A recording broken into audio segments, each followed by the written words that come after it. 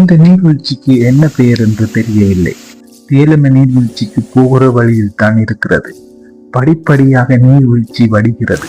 தேலம நீர்வீழ்ச்சிக்கு கப்புத்தலையிலும் வெள்ளவாயாவிலும் இருந்து வரலாம். மலைக்காட்டு பகுதியை நடந்து கடக்க வேண்டும். இங்கே யானை இருக்கு என்று மின்சார வேலியும் போட்டிருக்கு. ஆனால் யானை எப்படியோ நீர்வீழ்ச்சியின் மேல் பகுதிக்கு வந்து விட்டோம் என்று நினைக்கிறேன். அமைதியான காடு, அதில் நீரோடும் சத்தம், இயற்கையோடு ஒரு பயணம். இங்கே வரும் வரை குளிக்க வேண்டும் என்று நினைக்கவில்லை. இங்கே வந்த பிறகு குளிக்க வேண்டும் என்ற ஆசை வர. ஆனால் என்ன, மாற்றுவதற்கு உடுப்பு எதுவும் கொண்டு வரவில்லை. சரி, பரவாயில்லை, யட்டியோடு குளிப்போம். என்ன குளிர்! சரி, பரவாயில்லை, தண்ணிக்குள்ளே இறங்கும் மட்டும்தான் இந்த குளிர் எல்லாம்.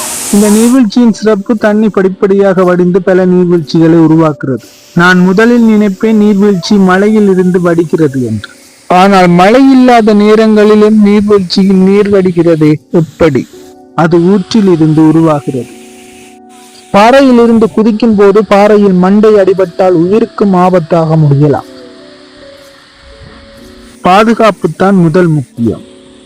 இங்கே காணப்படும் பாறைகள் பாசி பிடித்திருப்பதால் வழுக்கும் தன்மை கொண்டது. கால்களை வைக்கும் போது அவதானமாக வைக்க வேண்டும். பாதுகாப்பு தான் முதல் முக்கியம். சப்ஸ்கிரைப் பண்ணுங்கள், தொடர்ந்து ஆதரவை தாருங்கள். நன்றி.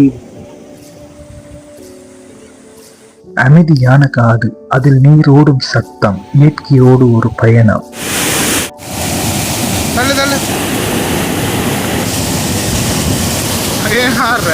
மலையில் இருந்து படிப்படியாக நீர்வீழ்ச்சி வடிந்து வீதியின் கீழ்ப்பகுதிக்கு நீர் வடியும் இறுதி இடம்தான் இது. இங்கே இருந்து நிறைய பேர் தவறி விழுந்து இறந்தும் இருக்கிறார்கள். இங்கே இருந்து எட்டி பார்த்தால் அந்த இடம் தெரியும். விழுந்தால் சொர்க்கமும் தெரியும். இறங்கி வந்து நீர்வீழ்ச்சியின் கீழ்ப்பகுதியை பார்க்கிறோம். மேலே இருந்து பார்த்த ஆபத்தான இடம் இந்த நீர்வீழ்ச்சியின் உச்சிதான். இதுதான் தியலம நீர்வீழ்ச்சி.